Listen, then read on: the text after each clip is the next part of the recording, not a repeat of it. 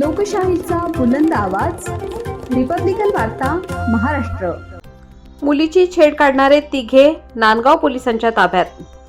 साकोऱ्यातील दोघे, कळमदरीतील एकास धडा शिकवला। बातमी नाशिक येथून। नांदगाव तालुक्यातील साकोरा येथील एका शाळेबाहेर बाहेरगावाहून येणाऱ्या विद्यार्थिनींची छेड काढणाऱ्या तिघा रोड रोमियोंना नांदगाव पोलिसांनी ताब्यात घेऊन चोप दिला।